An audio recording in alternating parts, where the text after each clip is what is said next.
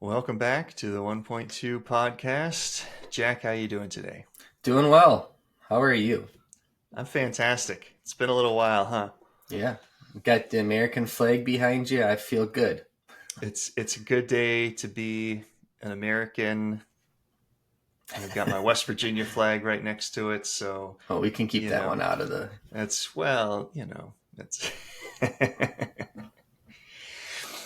all right. So, actually touching off on that, do you find that it's interesting how a lot of people relate to being either an American or a Wisconsinite or a West Bender or what geographic um, location do you relate to? Someone would ask you, what forms your identity in terms of geographic location? A Midwesterner? I know that's a pretty common, you know, uh, geographic trait. How would you describe yourself? You're meeting someone from Japan, and they Okay. I ask you, mean, ask, that's the important. That's the important. You know, clarifier is who are we talking to, right? Uh, sure, Someone from Japan. I'm probably starting as American, um, but okay, that's probably going to be pretty clear. From yeah, right. I mean, they know how ignorant we are and what we yeah, look like, so got a little I, bit of a I've talk like that. right, right. Well, I've heard you're supposed to say you're Canadian when you travel abroad because Yeah, people treat you better. I So, have heard that as well. Uh, but I would say probably, we're talking to someone more globally. I would say Midwestern. Because Midwestern. yeah, I think that probably fits. So, what does Midwestern mean to you then? Because you're uh, you're a native Midwesterner, right? yeah, So, when you hear Midwest, what traits do you think of? it's hardworking, down to earth, just a good, genuinely good person. All right, as opposed to all those East and West Coasters who are Not not hardworking. hard workers, aloof and not down to earth. Got it. All right. Well, Well, I now don't know if it it's does. It have to be. Does it have to be as opposed to? I mean, that can be a common trait, right? that's true. That's true. But when we're talking about defining characteristics of your geographic location, right? What about the Midwest stands out to you? To me, I think it's about just being nice to other people and There we go. actually caring about other people. Uh, Hmm. and I have a good example. So, All right. All right. Let's hear it. born and raised, been in the Midwest my whole life, went out to New York for a summer. There are subways there, and not the Yep. food chain, the subway train. Actual method of transportation. Yes. And I'm sure, as you know, and as everyone who listens to this knows, the most subways are underground out in New Yep. York. Yep. And so you have to go, there's usually some sort of, I'll say, storefront type station. Yep. And you go in, downstairs, Walk down the you're underground, stairs. Yep. right? Yep. So there are sometimes lots of doors to go through to Sure. get Yep. from the outside world to the subway. In the Midwest, most people hold doors open for others. Right. That's just a common courtesy. Yep. If there's a woman, man, who Yep. knows what, approaching me, wanting to go in the same direction I'm going, I usually will hold the door open for that individual so that they can go through. I went to New York, first day there, going down into the subway. There's a woman approaching, high heels, looking like she's running late. because everyone's got somewhere to be in New York. Right. Right. And so she's juggling, a big work bag, something in her other arm. I hold the door open for her. And I'll admit, even by Midwest standards, it was probably a little bit longer than, longer distance than would, Sure. you'd Sure. ordinarily Yeah. hold the door open for someone. Yep. But it wasn't even like pull the door open and stand there and wait. It was pull the door open, I go in, and kind of like hold it Yep. back Yep. for Yep. them. Yep. Yep. And she walks in behind me, stops her busy day, and says to me, "You must not be from around here." And I'm like, "How does she know that? Like, how does she know I'm not from here?" And I was like, "Yeah, I'm not." And I'm from the Midwest. And she goes, "We don't hold doors open for people out here." I'm like, okay, that's kind of an odd thing to say after someone does hold the door open for you. Right. Right. Right. But I guess maybe it was, a little bit longer than, it was common courtesy. But nonetheless, that's my reason for saying nice to other people, because Right. I was trying Right. to be nice and hold the door open for this woman, and she not only didn't appreciate it, had to go out of her way to tell me Yeah. that Right. that's Right. not what we do around here. Right. So That's not okay. That's not okay. that is all the empirical evidence I need to know that people out east are not nice. That's And so probably you're accurate. asking for a Yeah. distinguishing characteristic or quality. It's being nice to others. There you go.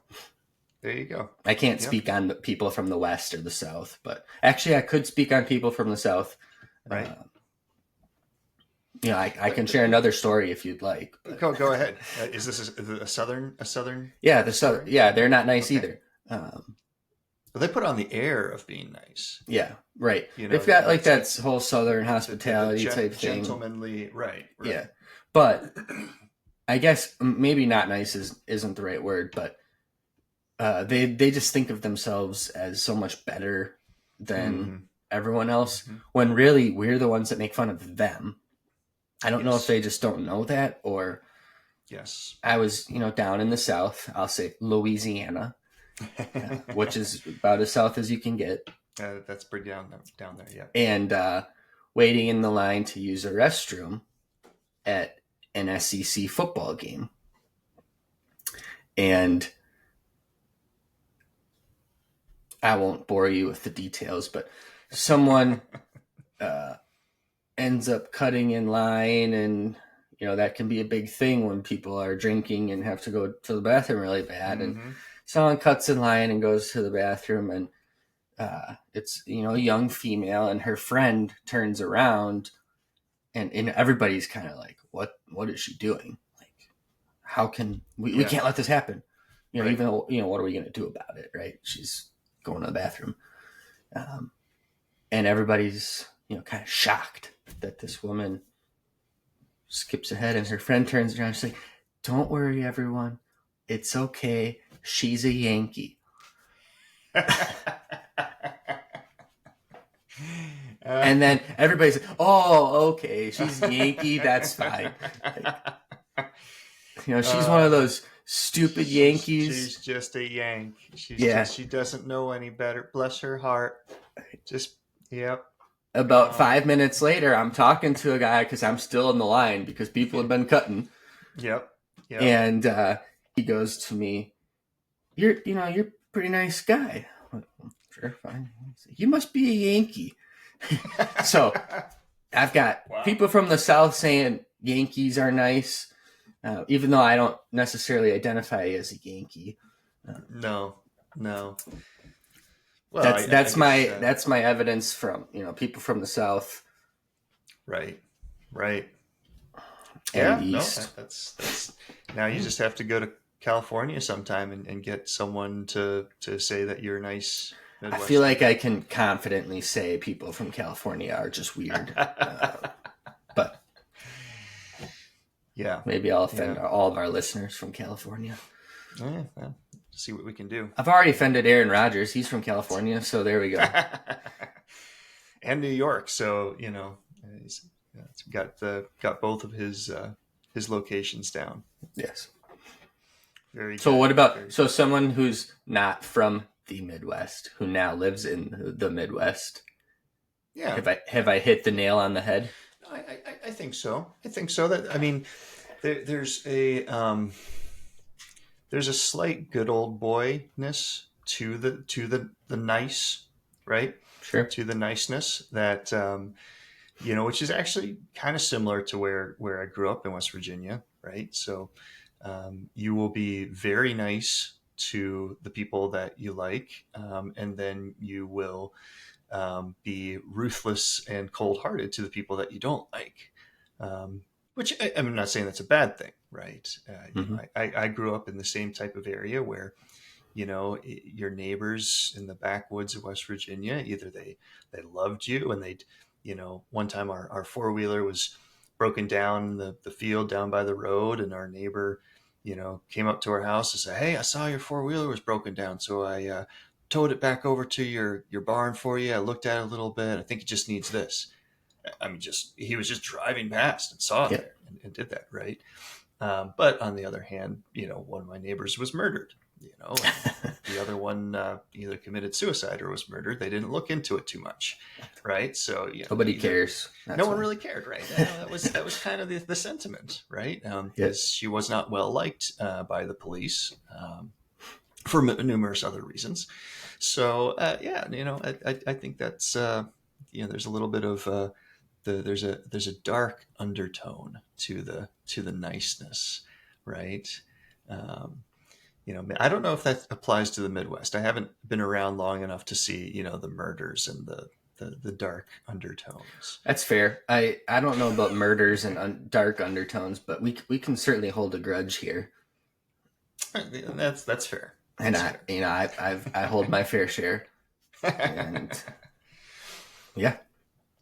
Yeah. No, so I think people in New York. I have my own New York stories as well. I too lived there for a summer. Um, it is a different culture. It's a faster culture. Mm-hmm. So Mm-hmm. something I would say about the Midwest and about the South too is everything slows down a little bit, right? There's still the hard work. There's still the daily grind, and I would say that a Midwesterner works even longer hours than the corporate New York types. But the way they go about their work is there's not that hustle and bustle, Mm-hmm. right? It's that long day of steady, hard work. Yeah. Um, so, yeah, I think that would be a defining characteristic. When you say hardworking, I think it's a different type of hardworking, right? You got the I New agree. Yorkers, the hustle, the bustle, and I learned the same thing. You don't, so where I grew up, West Virginia, you see someone walking past you on the sidewalk, you're coming different ways, you smile, and Mm-hmm. sometimes you say hi, you wave, even if you don't know them, Get right? one of those little. Yeah, yeah, you know, So right, right. And you obviously don't do that in New York City. I Uh, I we could go on. I could tell New York stories the whole day. I, but to that point, I think it's a fake fast. That's what I always called it. Like hmm everybody's always hmm got somewhere to be, but they don't really have somewhere to be. Like Right. they're moving so fast, and then also I got to the point where I just started throwing headphones on because hmm Yeah. half the people already have them, Right. and to me it was less awkward to not say hi to someone without headphones than it was to just pretend that they weren't there. Right. Right. Yeah. So when I lived there were smartphones, but I didn't have one. You had fewer excuses not to interact, like Mm-hmm. on the subway or something. You're just standing there, like Yeah, face to face with someone. someone's like right there, but like you don't dare like start a conversation. No, I mean, that's which is so weird. weird. That's Like, weird. but it's so weird having come from here. Like, I'm not the Right, most outgoing person in the world, but there's no way I could stand next to someone for 20 minutes face to face and not talk to them. right, right, And that's just not a thing. Like, you can't do that. right, But it's like, what do I do? Where do I look? right. What do I say? I don't say anything, is You what don't I say, yeah. quickly learned. But that's why I was like, just put the headphones on. Then I can Right. legitimately claim ignorance. Like, I don't know what's going on right now Right, because right, I'm listening to something, and that's what 90% of you are doing.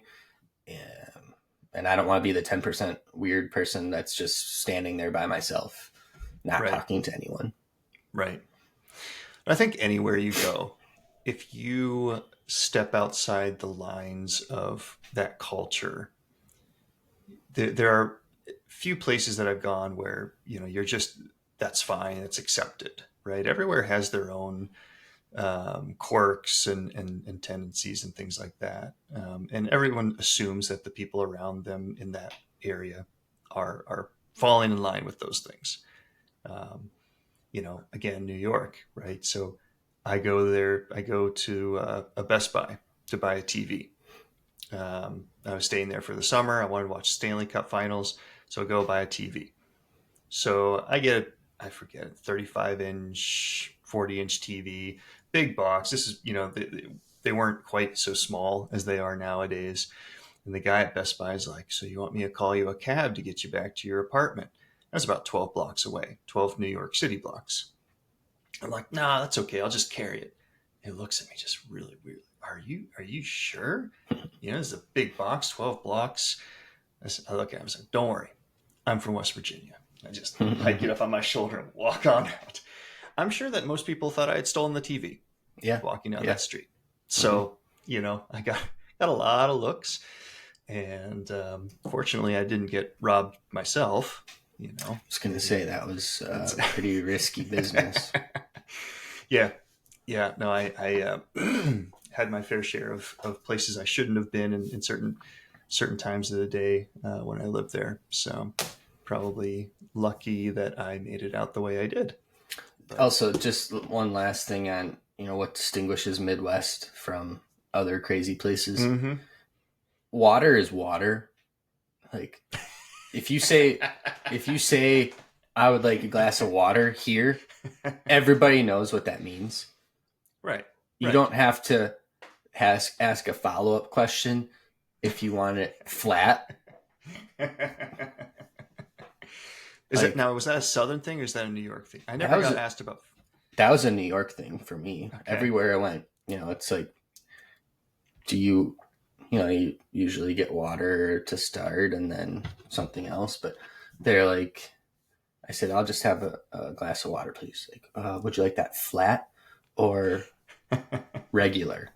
Like, regular water out there is not regular water here. Regular water out there is, the sparkling, bubbling, Right, the Perrier, yeah, the Perrier, the fancy water, the yeah, club soda type. yeah. Like, no, Right, I just want water. Like, right, I didn't even know right. what flat water meant. Like, isn't water just flat to start with? But Flat water is the Perrier that they've opened and poured out and left right, overnight. right, right. You dare not get that from the tap. So that's another example of just hard working, right? Like, water's water. Just Yeah, right, yeah, right. Yeah, there's sort of I don't want this to come off as condescending, but a simplicity to the Midwest, yeah, right? That I don't think is a bad thing. Um, I think it's a testament to the people who don't care for fancy things because they don't need fancy things.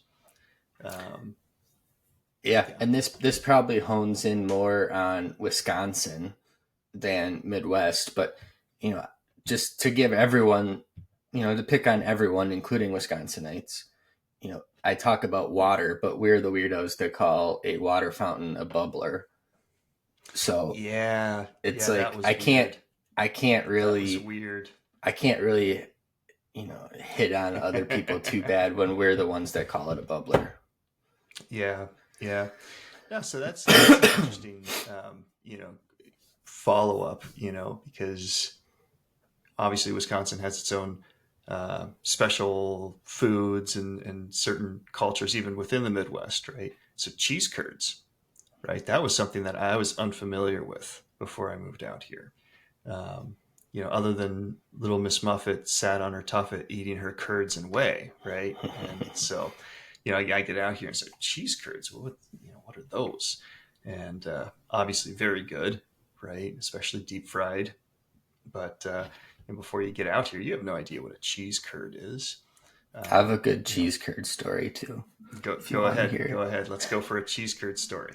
Well, it has to do with being from around here. So I'm at a Packer game, Packer playoff game. Would have been,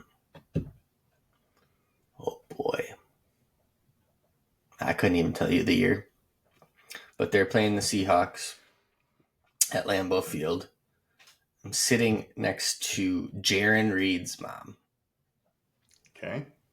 So he ended up then was a defensive tackle for the Seahawks at the time. Ended up playing for the Packers a couple years later. Um, Nice. but Jaron Reed's mom, and I say this with all due respect, she looks like you would expect a NFL defensive tackle's mother to look like, That's fair.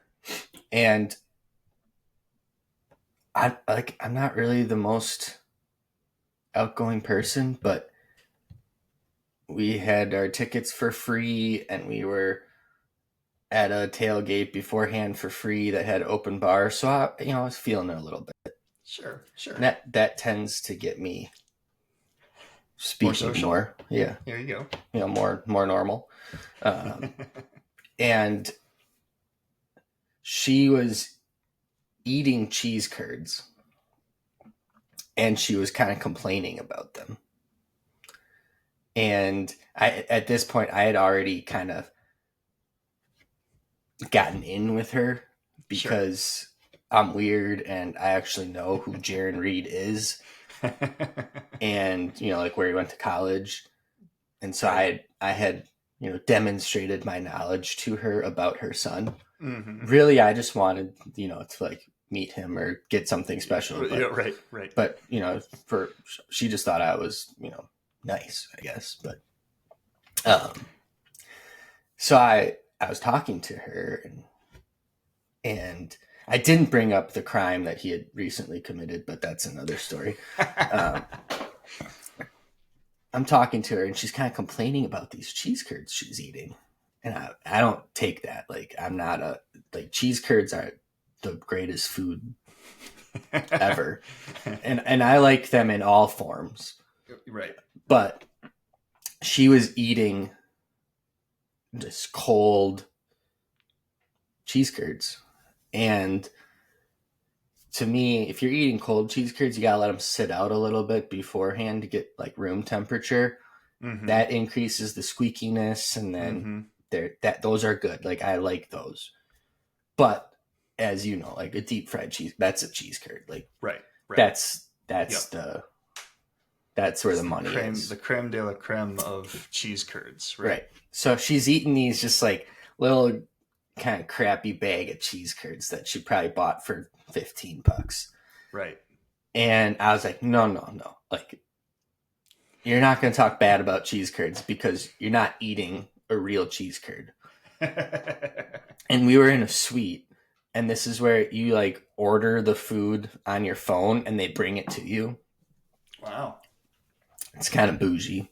That is, yeah. And so I was like, I'm going to order you cheese curds. So this whole conversation started because I'm trying to get like free stuff from her, and I end up buying her cheese curds, and she loved them. And then she bought her own, and then she bought a third round. And these were like, this is at Lambeau Field. It's like $20 for right. cheese curds because everything there is expensive. Well, when your son is a defensive tackle in the Right. And NFL, that's like, you should be buying me cheese curds. I'm not the one that should be spending $20 to buy you cheese curds, but I couldn't have it. I couldn't have her saying cheese curds are bad. Yep. Yep. So Well done. that's my Midwestern cheese curd story. When someone's talking bad about them, I was like, no. And that, I think that goes to being a nice person too. Like, I think I that is. That's more bought this evidence. rich person who Right. should be buying me stuff, Right. cheese curds, just because I didn't like the fact she said she didn't like cheese curds. Right. Right. I also tell people that I'm friends with Jaron Reed's mom now, but I don't think we really are, because that's the only time I ever saw her. Yeah, well, I'm sure that's a fond memory that, Yeah. if brought up, she would recall with great fondness. I wonder if she would remember that someone bought her cheese curds. Oh, I probably. I bet she would. I bet she would. Because I bet, you said he then came and played for Right. Green Bay. Right. So I bet every time she came back, she's like, "Oh, I remember." Well, that's what I was hoping kid, when we signed him. I was like, oh man, like we gotta find her. Gotta yeah, track her like down, right? she's got to. I got to get up there. I got to get tickets, because she was starting to come around. Like, we were almost. If the Seahawks had won, I would have been in the locker room. I'm like fairly convinced, because it was a really cold, playoff game, Mm-hmm. and she at one point had offered to bring us down to the field level. Oh, yeah. Like, they had tickets down there and in the suite we were in. And she's like, nobody's using them. If you want to go down and use them. Which I ordinarily would have been all over. But it was really cold, and we had dressed to be in the suite. And I'm not So that. You're saying Midwesterners are not very tough. Well, no. I think what I'm saying is Midwesterners are smart. And that we know, if we're sitting outside in sub-zero temperatures, what to wear. And so if you're not wearing that, you know that. Like, do we consider Kansas City the Midwest? I think so. I think we have to. No, that doesn't play for my story, my next story. But go ahead. What else would Kansas City be? Right? Yeah, I don't know. I think it's the very southern tip of the Midwest. Past that, you're out west. You're in Oklahoma. You're in Nebraska. You're kind of. But I think before that, I think unfortunately we have to include it. All I was gonna say with them is in that cold weather stuff, I had heard a story the other day. They're talking about. Oh, I keep going. They're talking about the difference between Tua and Trevor Lawrence, whether they deserve to have the same type of contract. And someone was saying that Trevor Lawrence had won a playoff game and Tua hadn't. But his most recent playoff game was in Kansas City, when it was sub-zero temperatures. And he's from Hawaii and Miami, and they're saying you can't play in the cold weather. Was that the coldest game on record in Kansas City or something like that? I remember seeing that. Yeah. But my point with that was, someone was like, you can't blame Tua for playing poorly because it was such bad weather. He's like, there was apparently like 5 or 6 people that were taken to the hospital, and some people had to have their fingers amputated because they got frostbitten from being so cold. And you don't hear stories that wouldn't happen in Green Bay, right? You don't hear stories about that here, because people know when you're sitting outside for a playoff game what you have to wear, right? Or they're so drunk that they're warm enough. So I want to go back to something you said, and that was the Squeaky cheese. Okay. Because my first exposure to any Wisconsinite was a friend in school, and we were talking about food, and we were at a little cafeteria area, and we were talking about cheese, and he's like, "Oh yeah, cheese, the squeakier the better." And I just looked at squeaky. Why do you want your cheese to squeak? What does that even mean? I mean, that doesn't make any sense to me at all. I never, again, never having a cheese curd, deep fried or otherwise, or raw, if you want to call it a raw cheese curd. I don't know. What do you call it? A non-deep fried cheese curd? I That's would just say I don't. I think I'm calling both cheese curds. oh, they're both cheese Uh, curds, right? right. How would you differentiate? You walk into a store. You say, "Hey, I'd like some cheese curds." Well, that's And it. Like to I me, guess it's is it always restaurant versus like grocery store or something? Would that yeah. be Like a grocery store, okay? you want cheese curds. They're going to be raw. Okay, You want okay. if you go to a restaurant and order cheese curds, you know that they're coming out They're going to deep be fried. deep fried, right? Okay, okay. So why do you want your cheese to squeak? And it wasn't until years later when I moved here that I truly understood. Yeah. Because he tried to explain, yeah, it's good cheese curds, it kind of squeaks in your mouth. Like this sounds really weird and not enjoyable or pleasant at all.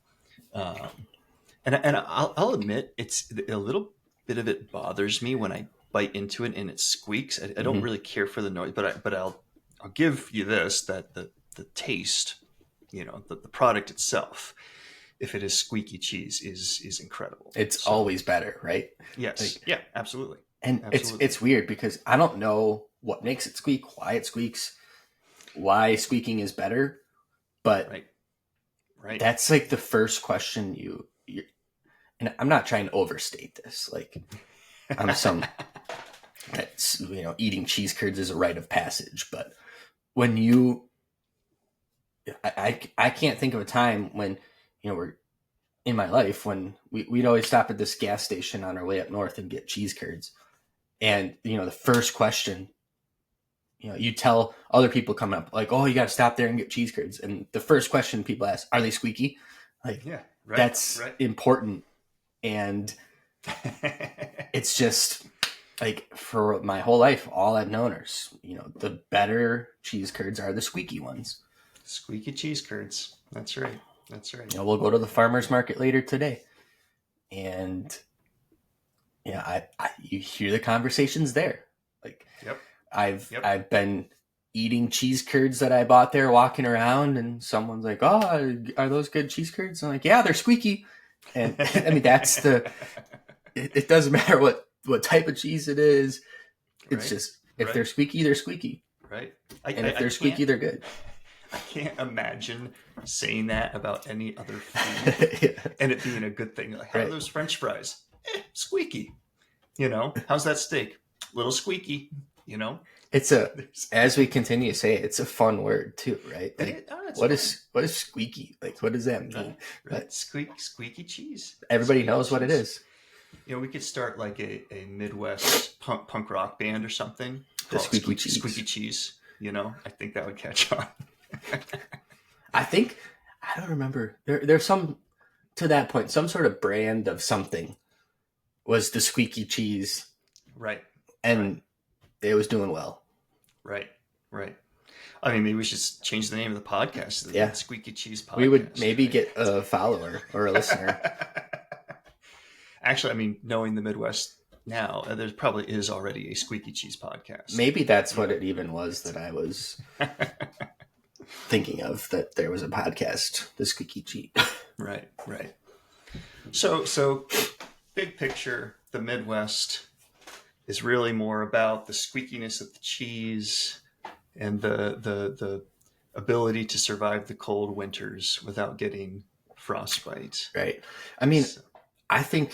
Well, I don't know about Midwest with the squeakiness of the cheese, but certainly sure, Wisconsin. sure, yeah, Uh, a little more unique to Wisconsin. But that fits and that plays for me. Like you tell someone I like a squeaky cheese curd, Right, and like you have then told someone more than you like a cheesy or a squeaky cheese curd. Like right, yep, people know what that means and they can identify with that.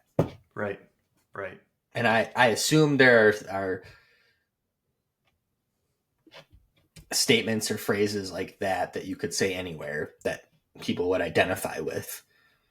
But I like to think that we're special because of that. Well, sometime I will make because I think I've had you've made pepperoni rolls before, or sort of a form of pepperoni roll, a Mm-hmm. little different from the native West Virginia pepperoni roll. But maybe I will do a fusion of culture There you sometime go. and make a cheese curd pepperoni roll, and see if we can't get some sort of West Virginia, Wisconsin fusion going on. That sounds good. Like, I love Culver's. It came out with that curd burger. Mm-hmm. Like, if we Mm-hmm. could just throw cheese curds on everything, I'm good with that. Do you have a preference as to yellow versus white cheese I'm a curds? yellow guy. Yeah. Yellow. Yeah. Um, and I think that actually has to do with the cheese. But I'll tell you this: I will eat a white squeaky cheese curd before I eat a non-squeaky yellow cheese curd. And that's everything you need to know about Wisconsin in a nutshell. Yes. Where are you from? I'm a squeaky cheese curd guy. They don't call them. They don't call Packers cheeseheads for nothing. Yep. Yep.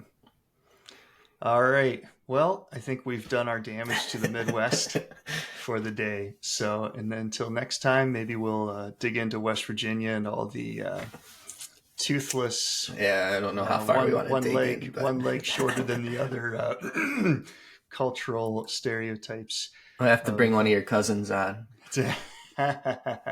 Or we'll just have your wife, because that should be. Oh. There's a reason why, I married an out of towner, right? So there's no way that we could have been related. So you can just get rid of that assumption right away. All right. So until another time, that does it for the Midwest.